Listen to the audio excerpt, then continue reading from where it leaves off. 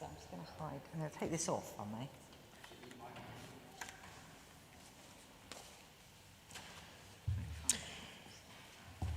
Friends, it's very good to be able to welcome you here to St Peter Mancroft Church. My name's Edward Carter and I'm the vicar here. We have a series of Heritage Open Day talks through this week, and it's lovely to welcome a few of us here to the building, but also many, I hope, also watching on YouTube or maybe catching up on YouTube later on, which is the great thing about modern technology. A warm welcome to you, and we're in for a treat today. Ferda, you're here to speak about a subject that you've written about. Ferda Scrivens wrote a book a couple of years ago, an award-winning book, I may add, about the Lady Lord Mayors of Norwich. And you have an MA in creative non-fiction with biography from UEA, I hope I've got the details right. And that's a tremendous kind of bedrock on which you've built a career now, or maybe not a career, but you've written a couple of fascinating books. And I know that you're a keen researcher into the civic life of Norwich, and maybe there are more books to come. But today, you're speaking about the Lady Lord Mayors of Norwich. And without further ado, I'm going to hand over to you. I know there are only a few of us, but let's welcome Ferda in the normal way.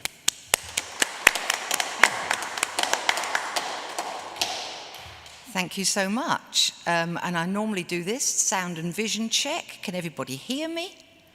And can everybody see my slides? The light won't help. At the village halls, I usually ask them to draw the curtains at this point, but that isn't going to happen. But bear with us on that one.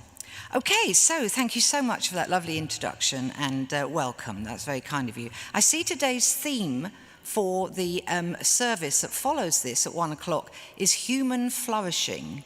Well, I felt that was very cleverly linked into this book, because each and every one of these ladies that I'm going to talk about certainly flourished, if not during their lives that they did, but when they got to be the Lord Mayor, oh my goodness, did they? And it's a sort of role that does lend itself to that. So let's kick off with just an explanation of how important this beautiful building is to my writing career.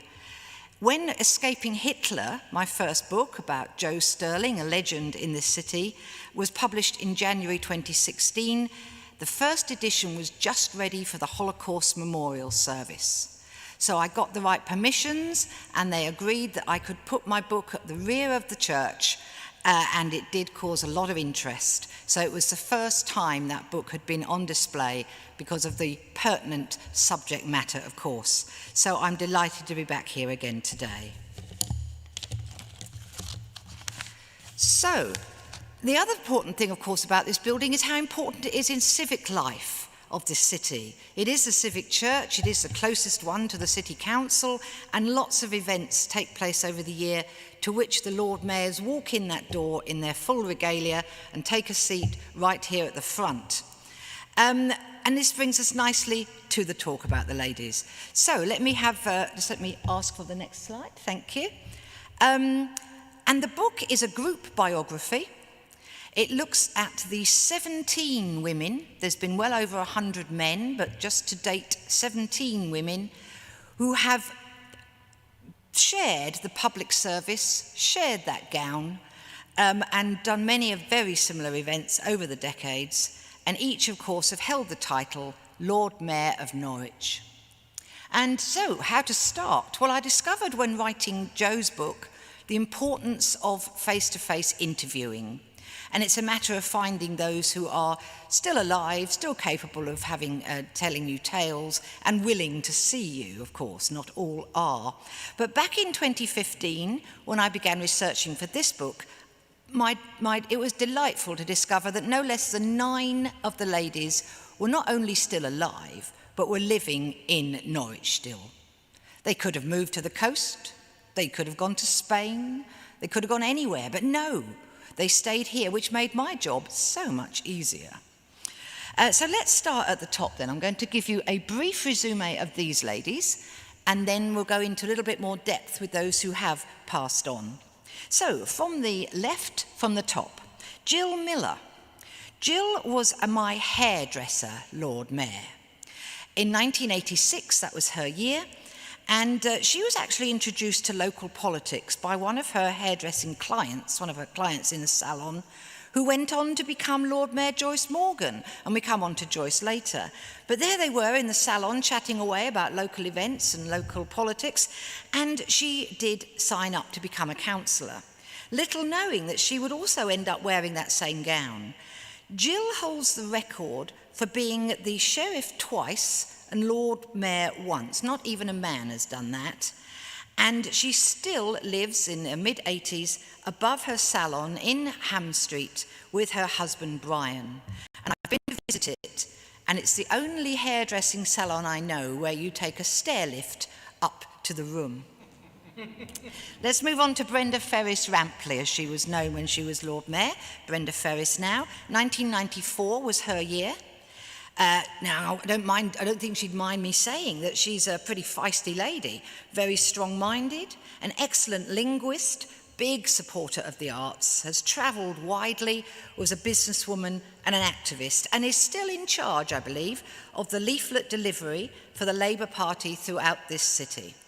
When I arrived at her rather beautiful Edwardian home to interview her, I had to climb over piles of paper to get through to the kitchen. And in one of those coincidences that have followed me throughout my research for all the books, as a young woman, Brenda's parents had bought the house which stands directly opposite mine in Thorpe St Andrew. It's somewhat bigger than mine, I'll admit, and it is a classic house in the village, but to think that she had actually lived there some years ago was a strange thought. Let's move on to Joyce. Now wait a minute, that isn't Joyce, I got that wrong. I've put the pages together wrong, have I? Okay, now let's panic. Forgive me for this. Let's move on to the lady in the hat, that's Felicity Hartley. Here we are. So, moving on then for your sake. The lady in the blue hat there, that's Felicity Hartley. 2006 was her particular event, her year. And she's a Liberal Democrat, one of the only 3 to be the Lord Mayor as ladies. From the Wirral originally, she moved down to Norwich, having been at Durham University, to work at our university. There she met her husband and she had 3 sons. Now the particular interesting thing about Felicity is her middle son, Chris. Her middle son, Chris, was born with Down syndrome. And his destiny at 26 years old was to become the only known person that I can find who has Downs, to become the official consort of a Lord Mayor.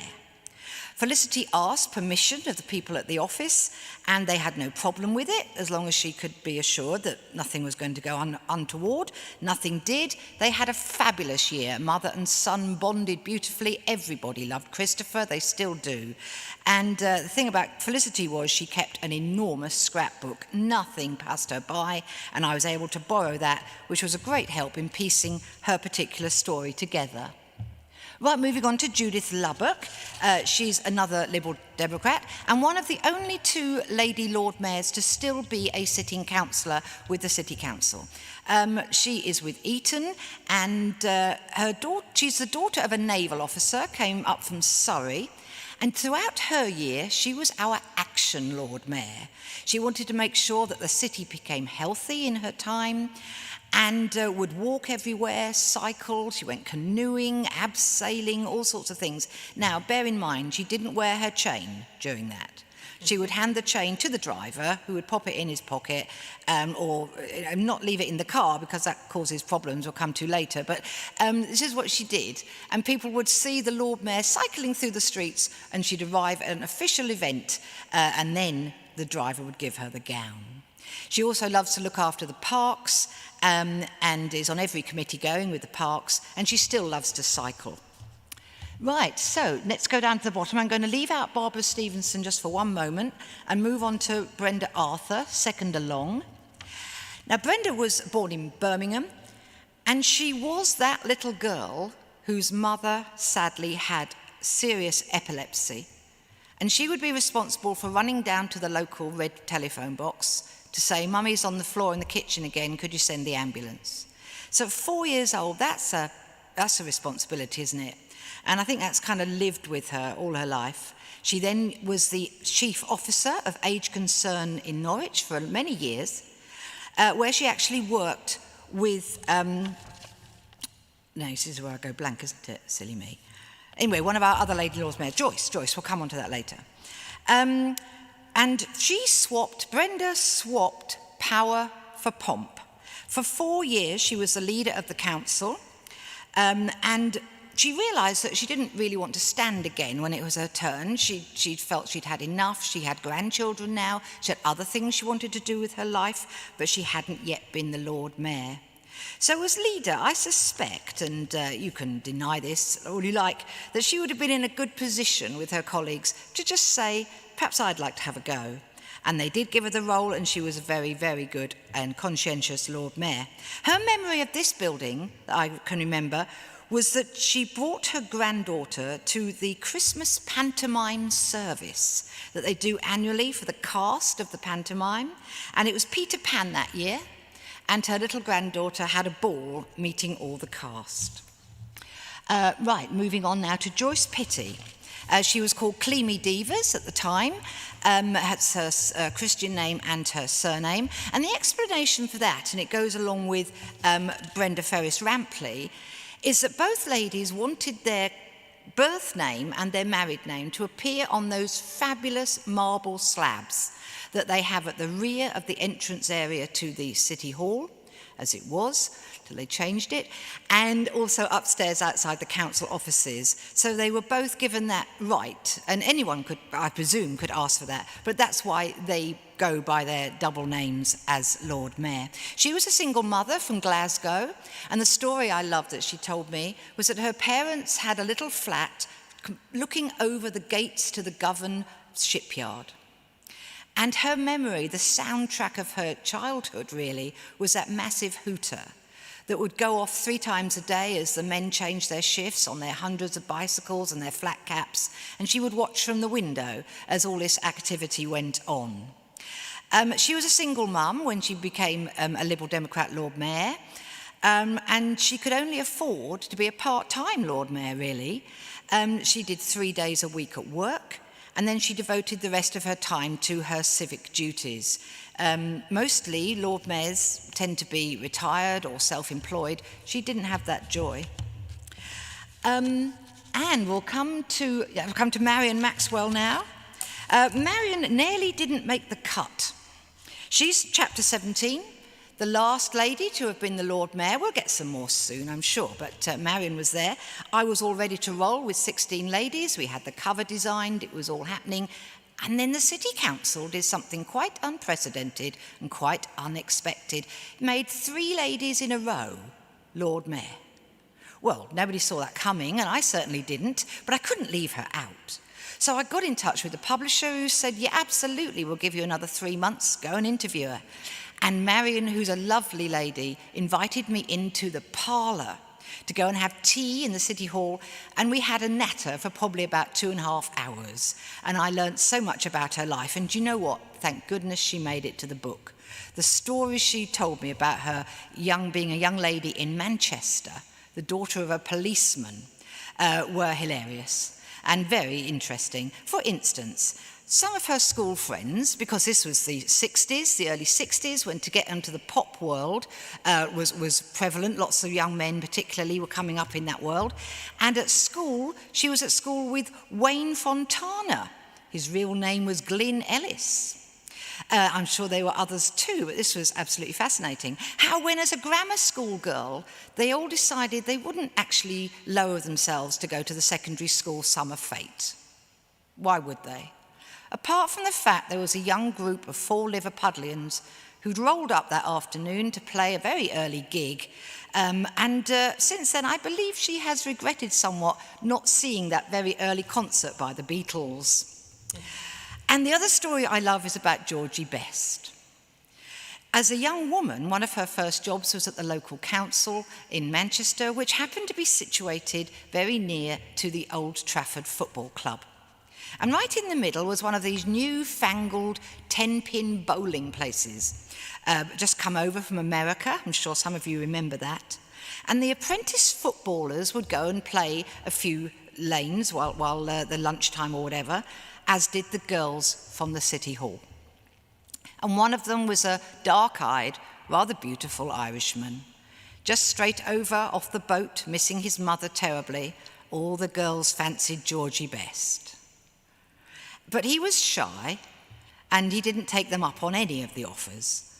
But I think, ladies in the audience here today, you'll agree he changed his habits later. And Marion did tell me how sad she was when he passed on prematurely. And finally, as an insurance clerk in later life, she did process a claim passed over her desk from one Richard Starkey. Anybody young enough not to know who Richard Starkey was? Ringo Starr from that very same group I just mentioned. So obviously, and it goes on and on, some of the stories are wonderful, and I did manage to collect them into her chapter. Marion is the other lady who's still a sitting councillor, and I believe it's for Crome Ward, and that's an accolade in itself. So, and what of Barbara at the end? Well, Barbara, I leave her to the end as a tribute, really. She died on the 1st of May 2018. Shortly after the book came out, she did live long enough for her daughter to be able to read her chapter. She was 99 years old when she died, and she died very appropriately on International Workers' Day. For Barbara was a strong Labour supporter all her life, a unionist. She'd looked after many of the ladies working in the shoe factories of this city for many a year. Her husband Len had been the Lord Mayor a couple of years before her. He'd have started his political life as a communist, and then realised very quickly that in a city like Norwich, he wasn't going to get a seat. So he swapped to the Labour Party, and she followed him. And the rest is history as far as that particular political couple go.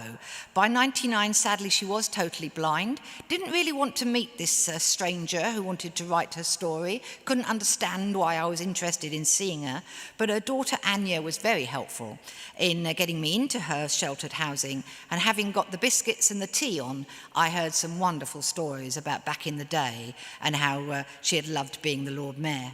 And one little story to finish on that is that as a younger couple with two little children themselves, Barbara and Len had fostered a little boy called Trevor.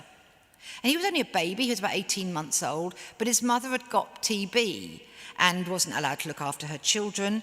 And they said to me, we often wonder what happened to Trevor. They had to give him back after 6 months when the mummy was better. And I thought, I'll find him. So I went and I did. And I got lucky on Facebook. His face appeared amongst a group of young footballers. Somebody had tagged the names.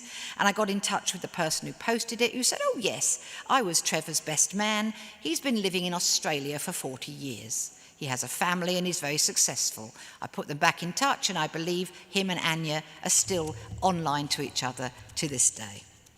So if we could move on. Thank you. So where do they come from? Well, I wanted to try and establish whether, in order to be a Lord Mayor of a city, you perhaps had to be born here, or at least educated here. How naive was I? You can see from this list, I've mentioned a few of them already, that we've got ladies that came from Bungay, that's not so far away, and Suffolk. But then we move out a bit towards Sussex and Middlesex, Birmingham, Manchester, Glasgow, the Wirral, Wiltshire, and Czechoslovakia. Now, that was an interesting surprise for me in my research, and we'll come on to Valerie later. I always ask what their fathers do when I'm interviewing people from back in years ago, so forgive me for not asking about their mothers, but because of the average age of these ladies, you can imagine the women tended to be the carers, the housekeepers, etc., etc. Right, so let's move on. And the next, oh yes, here we are, yes. So the fathers, yeah, so let's have a look at the mixture here. We've got a mustard giant. Wonder who that was. And you know, he left the equivalent of £83 million in his will when he died. No wonder those children didn't have to work. They did very good works, as we know, and they were a very religious family, but they didn't have to go out to work. Therefore, they could be Lord Mayors and sheriffs and all the things that they did. Okay, then there were some solicitors, businessmen, a pharmacist, telecommunications worker. Further down, you've got postman, wine merchant. What I'm getting at here is that there isn't a status. There's no longer a status, I think, that you have to be wealthy to be in high civic office. These ladies came from all over, including a boot and shoe repairer from Norwich, you'd expect that, wouldn't you? And a carpenter from the corporation, which really made me smile. The thought of this gentleman in the 1920s as a carpenter working for the City Hall, and his baby girl was going to go on to become Lord Mayor. I don't think he'd have thought that for one moment. Okay, thank you. So let's start at the beginning with Ethel. Here she is, 1923. Now, Ethel, as you know, was the daughter of a very wealthy family, and her sister, Laura, her older sister, was in fact a city councillor. There were women city councillors in the 20s, and she was one of them, but Ethel was never one of them. But sadly, Laura died prematurely in the early 20s, in fact in 1920, and Ethel was asked to take on the role. She had plenty of experience as heading up committees of all levels, so she certainly had the credentials in the family, but she didn't really want the job. She did argue against it at first, until she thought about her sister and how Laura would most probably have been that first Lord Mayor if she had lived. So in her honour, she took it on, and on the very day she became the Lord Mayor, she was the first lady to become a Lord Mayor in the whole of Britain. Norwich led the way, as of course we often have. And the first day she wore that robe was the first time anyone had seen it on a female form, which I find a fascinating thought. But what else could I say about Ethel in my chapter? Because of course she's been covered widely, mainly in journals and biographies and history books. But what I wanted to do was talk a bit more about that wonderful wherry, the wherry Hartor that we see out on the Broads occasionally, and that was actually bought by and commissioned by Ethel and her sister. So I went to see Peter Bower. He's a single guy, lives down in Wroxham, and was one of the first people to set up the Wherry Yacht Charter Trust, who took over that wherry and many others and look after them still. I went to his childhood home in Wroxham, and when I walked in the door, the memorabilia that was laid out for me to see was just second to none, not only about the wherries, but about the whole of the Colman family. And you know what? He lent me the logbook. There it is. Lent me the logbook for the wherry. And there it is, that's Ethel's handwriting. After she was Lord Mayor, some years in her middle life, she and Helen, her sister, who both ladies had been Lord Mayor and consort during her year, they used to go out on the Hartor, just with two crew, the captain and a young man to help with sales, etc. And they'd go out for days on end, mooring up in the evening at all the various Broads, places like Loddon, etc. And this little entry here is fascinating. It's June the 29th, 1927. I know you can't read it, but I'll read you the important bit. It was the day of a full solar eclipse. At first, it was very cloudy. Then we gradually saw the sun appearing, and then we had a splendid view of it for about an hour. It did not get so dark as we expected, and other people held this same opinion. Well, because I now can, I looked up that solar eclipse on Google to discover that, of course, Norwich was at the very end of the arc.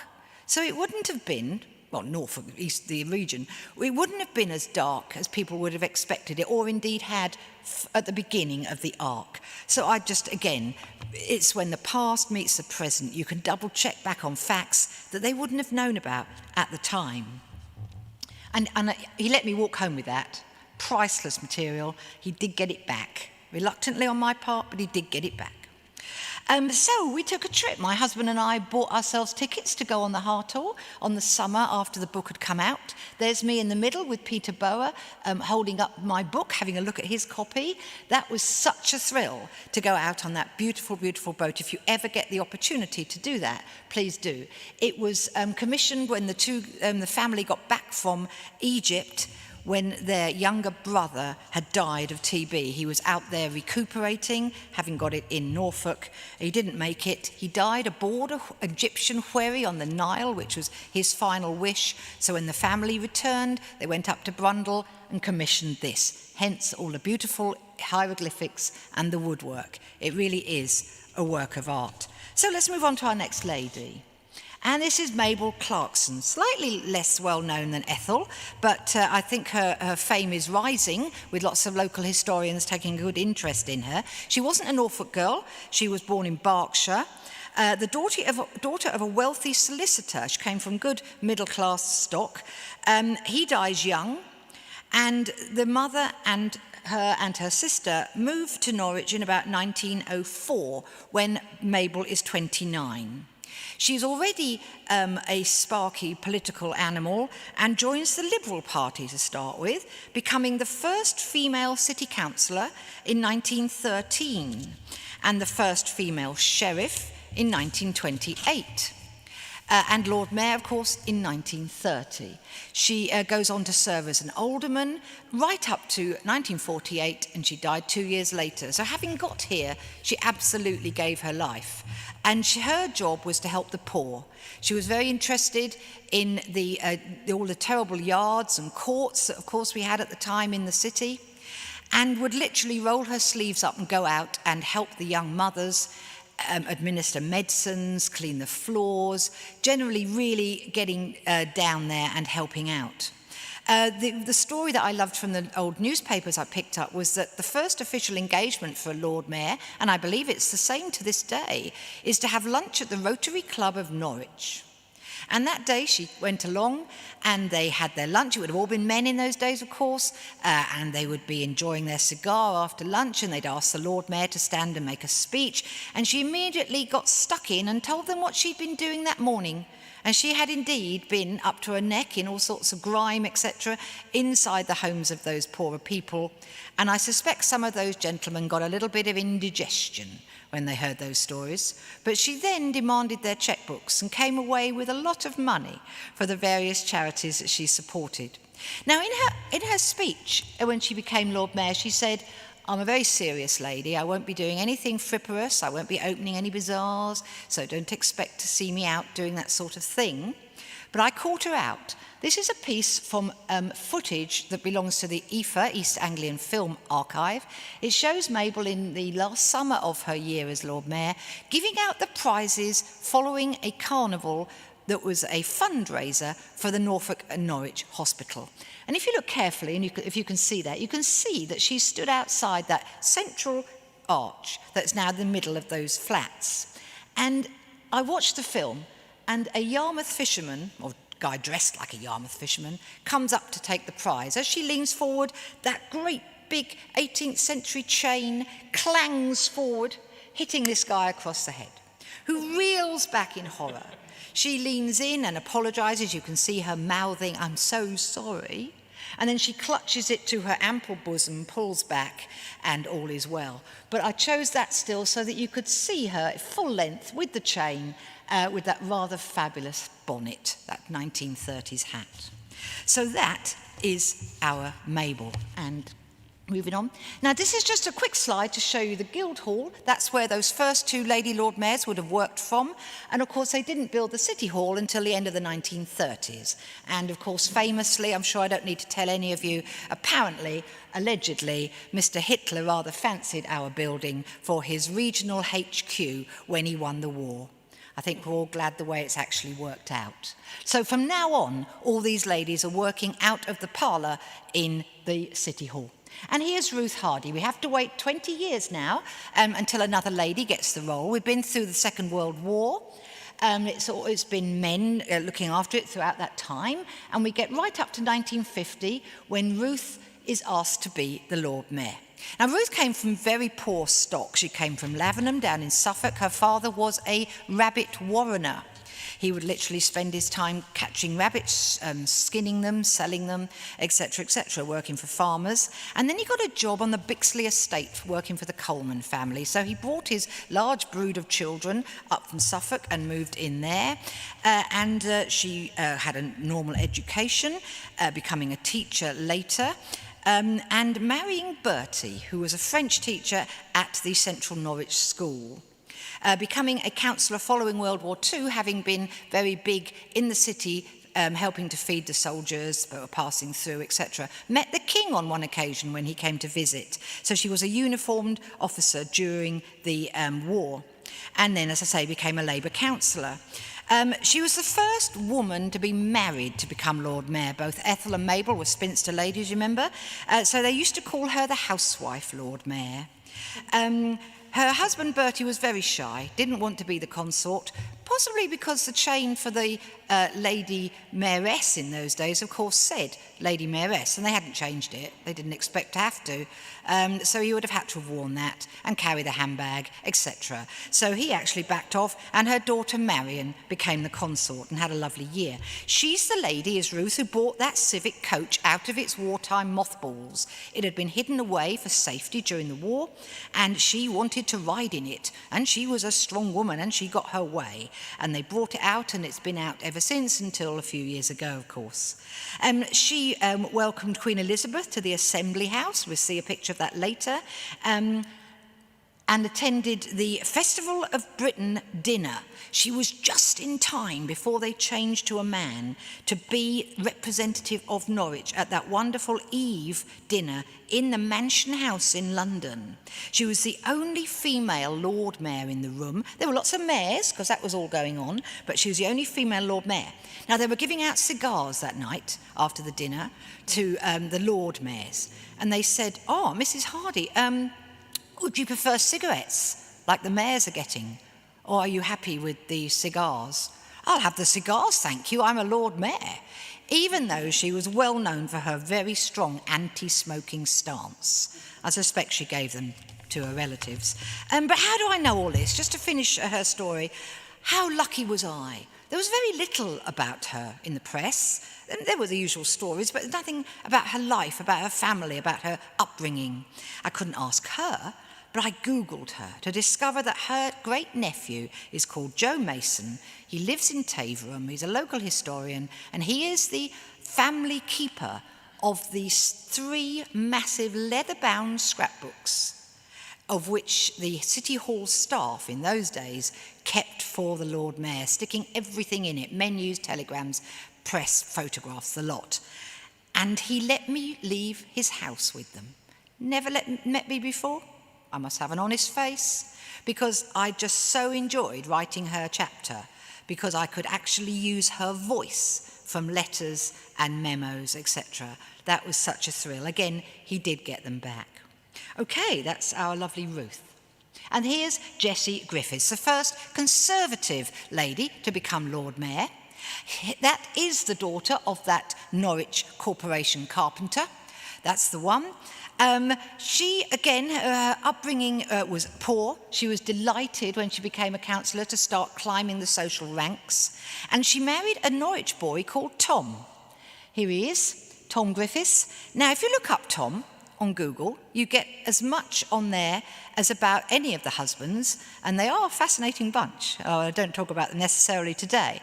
But yes, he was an artist. He excelled at art and illuminations, and some of his work is in the cathedral, and he made a very good living, not only with his scrolls, etc., but with some wonderful watercolours that some of my Lady Lord Mayors tell me they own.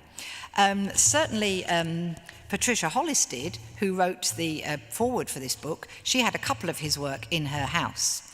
Now, the thing about Tom is that his work could keep on going.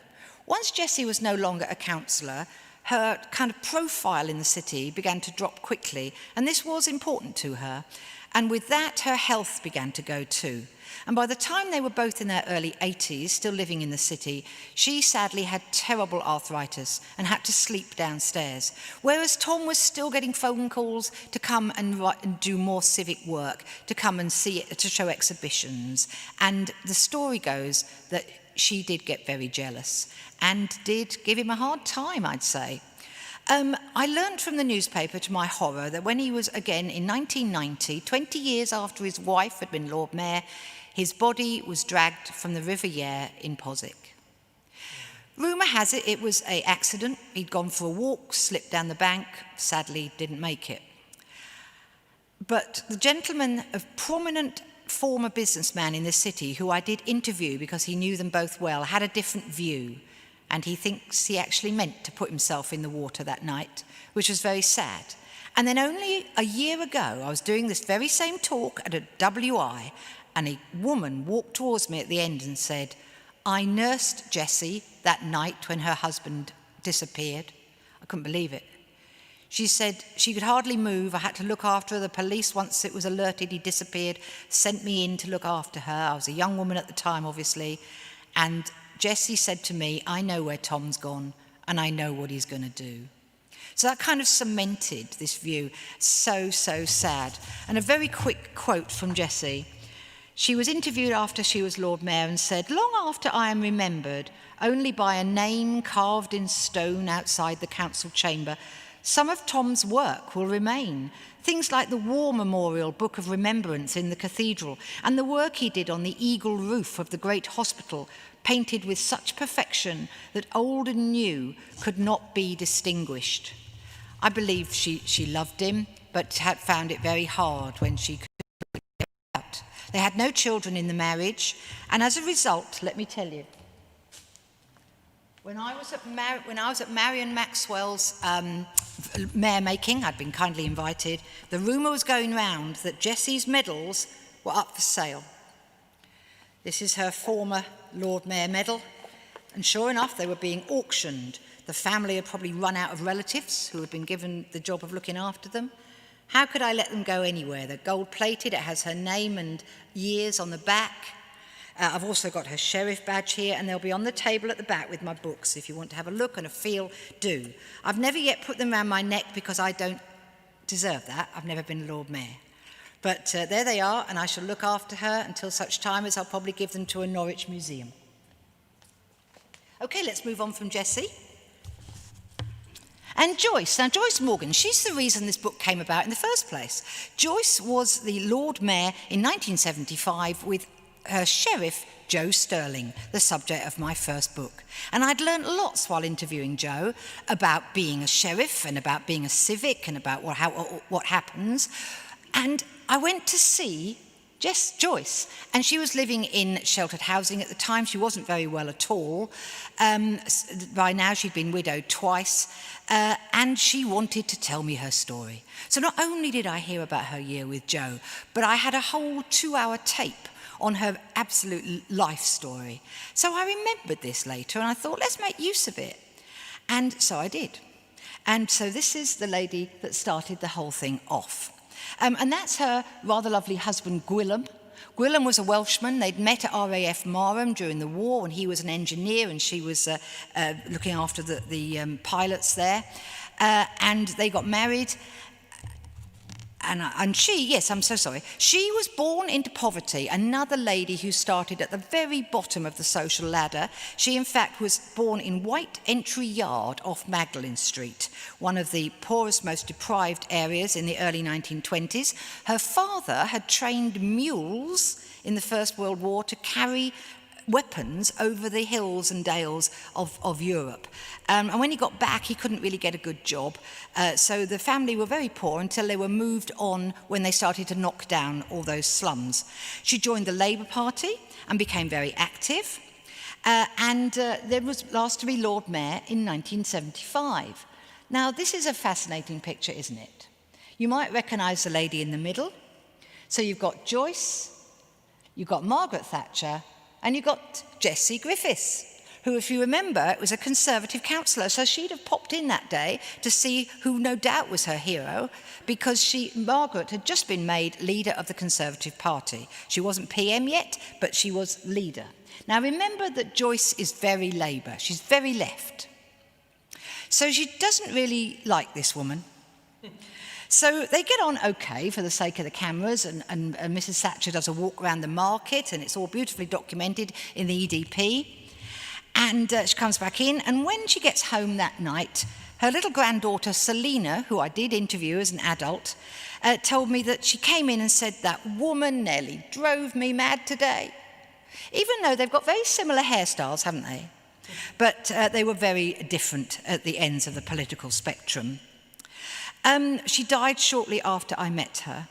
The thing about Joyce, again, is fascinating, is that it brings us to the mayoral wardrobe. If you guys get made Lord Mayor, you just need a couple of good suits and a dinner jacket, sorted. We ladies, well, we need something different for your lunchtime engagement than your evening engagement. You can't be seen twice in the same gear in the same month. So you do need a wardrobe. And interestingly, Ruth Hardy, who came through the war, remember, proudly said she only bought one black mohair suit, and that did her for every occasion. Many of my ladies told me that they frequent charity shops, particularly before the new chain, for the old one had great big claws and would ruin your dresses, so you go and buy original 1980s jackets with the padded shoulders, and that saves an awful lot of problems. Joyce, just to finish, was also part-time manageress of C&A, where Next is now, and famously borrowed from the shop, I repeat, borrowed from the shop, 70 plus gowns, both day and evening, taking them back the following day, because she was manageress and she could. Let's move on. Valerie, this brings us to our Czechoslovakian. Am I overrunning? Probably. No, I'm okay. Valerie Gutzman was born into a Jewish family in Czechoslovakia in 1918. And was brought up with dozens and dozens of cousins, all living in the same area, all getting together regularly. Middle-class family, they had servants, it was all going very well. Sadly, by the end of the Second World War, most of those cousins no longer existed. Once the Nazis came in, she realised she wanted to get out. She was just too old for the Kindertransport. She couldn't come across as Joe Sterling had, but because they had some money in the family, she managed to buy herself a visa and came across just before the war started. Meanwhile, on another one of the Kindertransport was a little Berlin Jewish boy called Willy Gutzman. And he was coming across, he was slightly younger, and they met in Scotland. For when she got here, her first job was in Scotland as a milkmaid at a big dairy. She literally carried those great big buckets of milk. Now, before I go on, I'll just question, how on earth do I know all this? There was a lot of personal stuff that I managed to get into her diary, into her chapter. Even her daughter, who still lives in Toronto and has lived there most of her adult life, didn't know a lot of this stuff. Why would she? But when I searched the Norwich Record Office, as you do when you're researching such a book, thank goodness, Valerie had written her own memoir.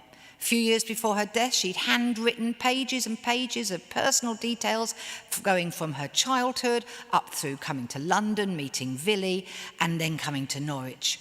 I was able to take a photograph of each and every page. I'd bought the license, did it properly, and was able to use that. Her daughter was quite miffed that I knew so much about her mum that she didn't.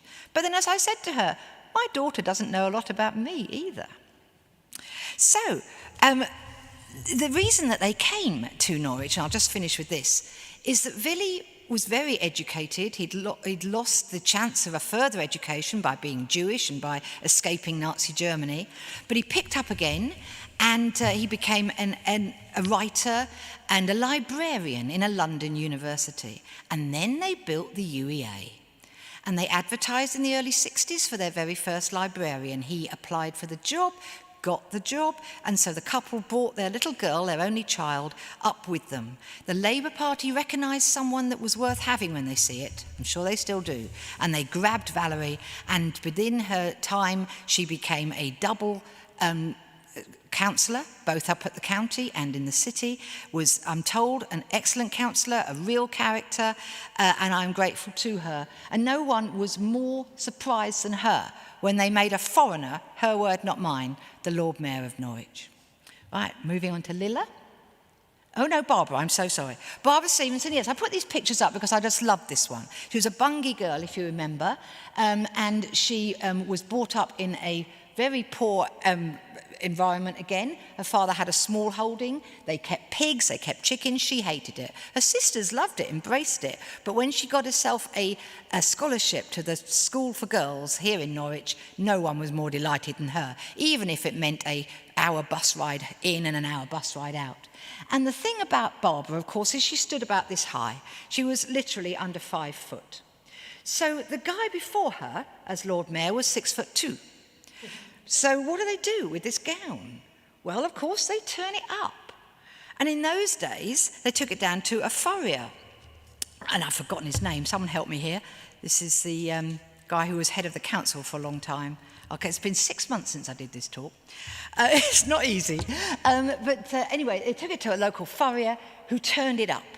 And in her home, she told me that they'd had to turn hers up so much she could hardly walk. It was like dragging lead along at her feet. So I just loved that story and wanted to share it with you. Okay. Brenda Ferris-Rampley. Right, back to Brenda. Now, the reason that these pictures are up are to illustrate how you never know what's going to happen when you get given that year of being Lord Mayor.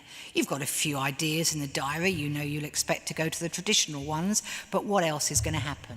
When she opened her year in 1994 as a strong advocate of the arts, it was so exciting, she told me, to be right there in the middle of Norwich 800. I'm sure this church was a part of that fun and games, and they had wine and beer were brewed, they had parties in Chapelfield, it was all going on. It was before my time up here, I'm afraid, so I missed it, but a lovely, lovely event. So there she is, happy as Larry, with the special wine. Within 12 months, she'd witnessed the worst 2 fires this city had seen for a long time. And as first citizen, she said that really was hard. First time was when it went up right opposite. And the library went up and we lost so much material, the heritage material. And this is a picture of her crying openly on camera for the EDP. She said, I just couldn't hold back. It was just too awful for words. And that happened just before, in the autumn. By the following spring, right at the end of her tenure, if you like, the Assembly House went up. Couldn't believe it, twice in one go. And she said what was almost as bad was that her very last day, she was in the director's box at Carrow Road. It was the last match of the season, and if we lost that, we were going down from Premier Division. We lost it. She said the atmosphere in the grounds was almost as bad as the atmosphere around the market square with people watching the library go up. So that's all that is to illustrate, really, is that you can't be prepared for some events, and you are the one the press want to interview, so you've got to be on your mettle. Thank you. Okay, Lilla. Now, Lilla's a bit of a mystery lady, really. She does have a son somewhere in this city, and if you're in this room today, possibly not, you know who you are. He didn't want to talk to me, and that, of course, is absolutely his right. As a biographer, you have no rights over people's lives, over their mothers' lives. You just need them to be cooperative. He didn't want to, for all sorts of reasons. So I know very little about her background before she came to Norwich, because she was a Surrey-born lady. But Lilla was a Conservative, one of the only 3, and they did ask her to do this role in 1995. She'd married her husband Ernest Cooper, who had flown for Bomber Command, and he was known as Gary. Gary Cooper? Yeah. And she'd made an excellent sheriff in 1984. Tall, elegant, well-spoken, could do a speech without completely from the hip. And so they thought, we'll ask her to be Lord Mayor in 95. So they did. Sadly, between the sort of Christmas time when you get asked if you'll do the role and the May when you have your mayor making, friends and colleagues were concerned for Lilla. And sure enough, she did have dementia. And it was getting worse. So they now had this massive decision. Do we take it away from her? because it might give difficulties, but she's so excited to be offered the job. No, and they decided they would stick with her, and each and every one of her colleagues were given a role. You'll look after her when she's leading the meetings, you'll make sure her speech is written properly, you go with her on outside events, etc. And between them, the whole council pretty much kept it from the public that poor old Lilla was frankly losing it. I did manage to meet a former colleague of hers, Judith Virgo, who told me about the night in City Hall when poll tax protesters stormed the building. She and Lilla were trapped in there with all their colleagues for many hours while the police tried to sort out the carnage that was going on outside. And then her husband drove up like a knight in armour at the end and took both ladies home to pour a stiff gin and tonic. I suspect they needed it, don't you? Now, how else could I find out about Lilla? Well, she was also, as you can see from this picture, a very accomplished actress, a director, and she was with the Great Hall Players, who of course still work out of the Assembly House today, and she performed and directed with them for many, many years. Her colleagues let me know, and I find this interesting too, this beautiful, elegant lady, well, she smoked 50 cigarettes a day, enjoyed a drink, and could swear like a trooper. And yes, and sadly she did die only 2 years later from that dementia. Thank you. Jenny, everyone loved Jenny, I'm told. I only came to Norwich a couple of years later, sadly missed out on meeting Jenny, for she sounds like a wonderful, loving, very great person to have in charge of your city. And there she is. She did toy a bit with the political parties, starting off as a Conservative and then went on to the Liberal Party before finding her home in the Labour Party. She married this gentleman here, Ken, who in fact became the governor of Norwich Prison for some time, which gave cause to some interesting stories when I interviewed their adult daughter, Susie, about their lives, for both have passed on. The interesting thing about Jenny, and Susie was very keen to get this story over, so I do speculate about it in her chapter, is that there's no father's name on her birth certificate. And Susie gave me all permissions to let this out publicly. It was a lifelong quest for that family to try and discover who her father was. She came from Suffolk, no, not Suffolk, Sussex, further down. And the belief was, by the family, that her father was a well-known and celebrated war poet who made a lot of money after the First World War and employed Jenny's mother as a housekeeper. His wife was known to enjoy more than a few drinks, and therefore Jenny's mother did have to help often sort out the wife. So you just wonder, don't you? There's no proof, or never prove it, and his American ancestors deny it totally. And sadly, she did die before she found the truth, and maybe they never will. The tragedy about Jenny was her breast cancer. She got it while she was a councillor, thought it had gone into recession, therefore accepted the role of Lord Mayor. But when I spoke to her sheriff, the former landlord of the Trafford, Chris Higgins, who now, incidentally, is an actor with the great Hall Players, so all these stories are linked. He said, yes, he regularly had to get short notice while he was at the bar, leave the pumps, get his gown on, and go and stand in for Jenny, who wasn't at all well. And before she died, a few months after the end of her year as Lord Mayor, she took aside her good friend, Marion Maxwell, and asked her if she would stand for her seat at the inevitable by-election that would come when she passed. And Marion, as we know, agreed and successfully took over. Jenny's daughter Susie came to me and we had a long, long morning over much coffee. The family missed Jenny terribly. Her husband sadly died only a year after her, possibly of a broken heart. In fact, most probably of a broken heart. They were such a close-knit couple. But she'd been a fabulous Lord Mayor, just so sad that her illness spoilt it for her. Thank you. So you've now met them all the ladies. And when I was looking at their stories, I noticed that, to be honest, they seem to have gone through, as a collection, so many of life's challenges, tragedies, difficulties that I hope that us in this room and beyond have not had to face. And it just made me wonder if going through these things make you more resilient, empathetic, determined, all those things that you need when you take on being a councillor for a start, and then later on, high civic office. So we had 3 ladies had breast cancer, 2, thank goodness, recovered. 2 had sons who predeceased them.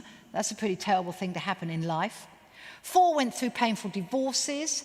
1 gave birth to a stillborn baby when she was a very young woman. And that was a surprise when that came out over tea and biscuits, I tell you. You have to really think how you're going to approach that one. But again, she was happy that I document it.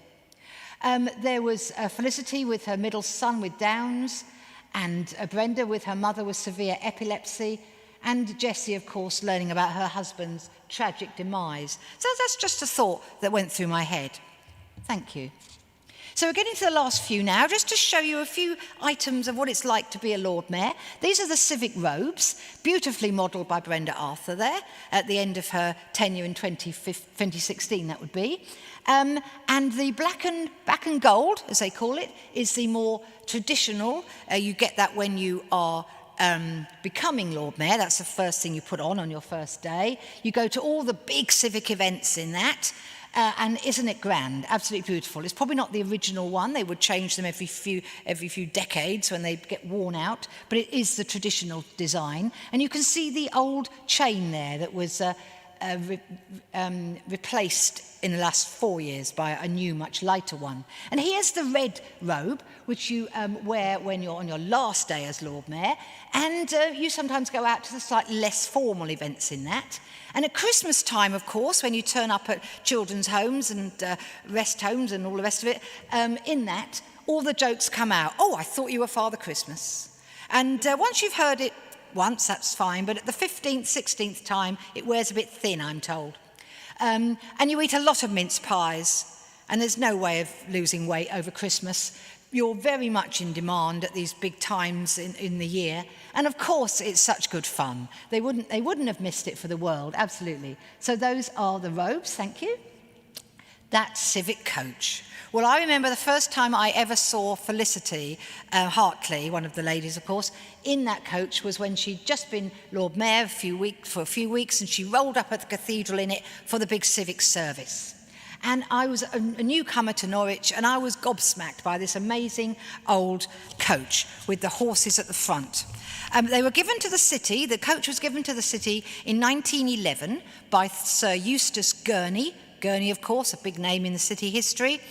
And it was once used for a visit by King George V. So King George V has ridden in that coach. All the ladies who I spoke to who did have an opportunity to ride in it were delighted that they did. Those that failed because it went out of service after a while are very disappointed that they never did. Although I'm told that Jessie Griffiths had to take seasick pills every time she got in it. So maybe it's not such a smooth ride at all. But I just put up a few pictures here from the various decades to show you what a wonderful and splendid vision it did make. I believe it's being refurbished but not planned on use. To hire those dray horses is several £1,000s every time you take them out, and they can't really justify that. So I asked all the ladies who I interviewed what were their 10 favourite events, and every time these came up, the big ceremonial events, for instance, the Battle of Britain and Remembrance Sunday. So again, I've picked a few pictures out to show different ladies in different positions. As a woman, you tend to be the shortest on the parade ground, as you can see. All these tall soldiers and airmen, etc. But to have the chance to, like the Queen does, of course, walk up and down the row, what a thrill. That must be, a real life moment. And you also, of course, have to learn how to walk backwards in high heels, which Joyce Pitty's came a cropper, I believe. Certainly didn't fall completely down, but very close. So as a woman, you've got that problem. And then we move on to more modern ones, the Lord Mayor's procession, which hasn't been going that long in the scheme of things, and the Norwich Pride. These are the 2 events of the year when you can really raise a lot of money for your civic charities. And they do. The cheques are enormous. And here's Marion giving one of her cheques to these ladies here from her particular charity. And the crowds turn out. Sadly, as the years have gone by, you can't get the crowds out for mayor making anymore. I've witnessed that myself in just 15 years of living here. But you can for the parade, which of course was so sad when both these parades went by the board this year for obvious reasons. Thank Thank you. We get lots of royal visitors, don't we, to the county because of Sandringham and other connections. And these are my earliest and my most recent pictures of Her Majesty, Majesty the Queen in the pictures. And there's Ruth Hardy welcoming the Queen Mother, as we would know her, but of course she was Queen Elizabeth at the time, to the Assembly House to see the renovations there. And the lady in between them with the glasses is Ruth's daughter, her consort. And here's my most recent picture, again Marion Maxwell welcoming Her Majesty to the Sainsbury's Centre at the Fiji exhibition in her year. What they hadn't told Marion was that she would be expected to escort the Queen back to her car at the end of the visit. Kind of got missed out in the briefing. So Marion told me that, that was a bit of a shock. Okay, how am I going to deal with this? Well, of course it was fine because both ladies are very chatty and natural, and it would have gone well. Until the Queen said, I'm just going to listen to the choir for another minute. By now, the security men are checking their watches. They've got the engine revving up outside the door with the car. It's all going to pot. The whole timetable is dying on its feet because the Queen wants to watch the singers. And so Marion leans forward, and this is the story I got told, and said, Your Majesty, I believe your security people are getting a little bit nervous. And she looks at Marion and says, Don't worry, my dear. They'll wait for me. Thank you. They do get unusual assignments. It's not only those civic ones, etc., that I mentioned. And there you see Eve Collishaw up on her horse on the carousel, probably at the Lynn Mart. She, of course, would be representing the city up at King's Lynn at that annual event. Down the bottom, Judith Lovett, remember our action mayor, in a canoe, welcoming, opening a new canoe launch point, which is actually quite near my home. I see it quite often when we go for a walk. And again, she wouldn't have taken the chain out on that boat. No way. It would be sitting in the pocket of the guy waving. That's Gavin over there, one of the most popular guys who used to look after our Lord Mayor and drive them around. He's retired now from the role. And then up the top here is HMS Norfolk, one of the many frigates with that name. And Joyce Pitty remembers, with mixed views, how she was dressed in full survival gear, taken from a helicopter at County Hall, taken out over Yarmouth into the North Sea, brought down onto the boat where she enjoyed full English breakfast with some colleagues, with the captain and his crew, as this boat chugged up the Thames into London for its very last day in commission.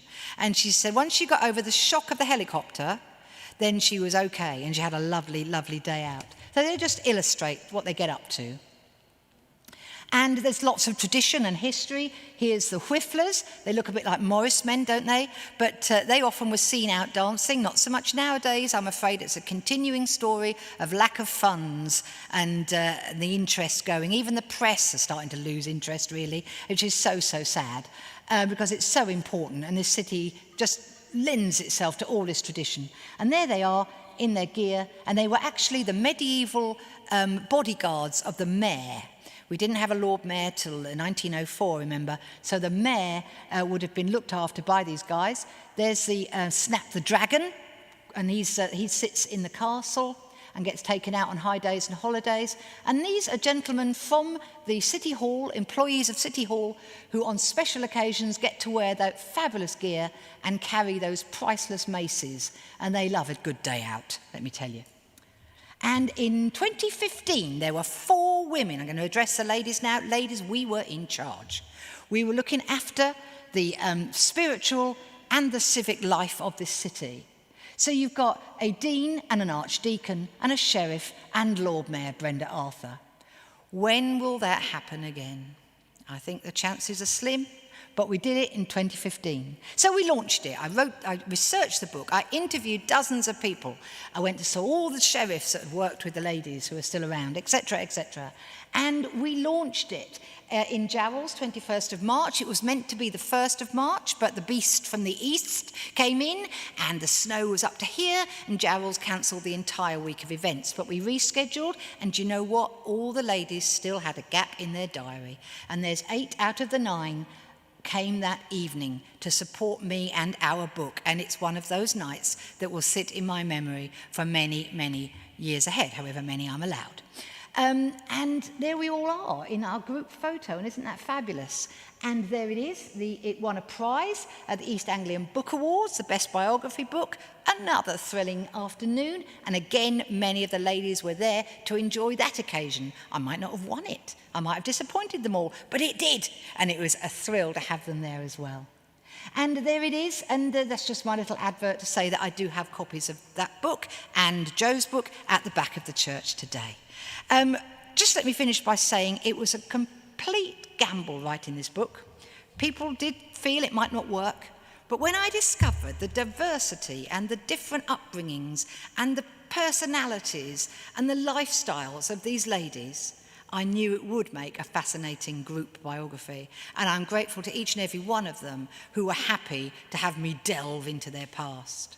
And it's been an equal pleasure to come into this fabulous building this morning and tell you all about them. Thank you very much.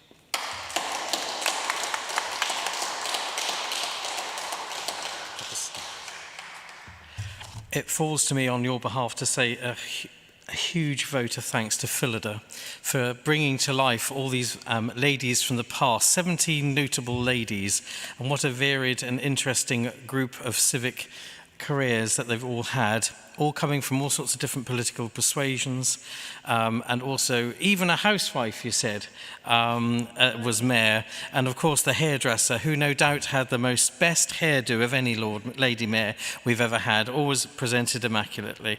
So on all of our behalves, thank you so much for coming this morning. Can we show our appreciation again? Thank you.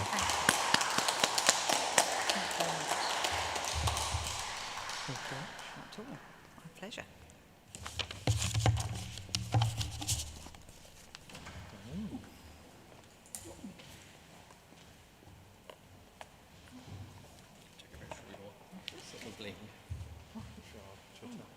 Oh, yeah, okay, yes. Do you have light on that? It's wonderful to have those, isn't it? Yeah, absolutely. I'm just going to pop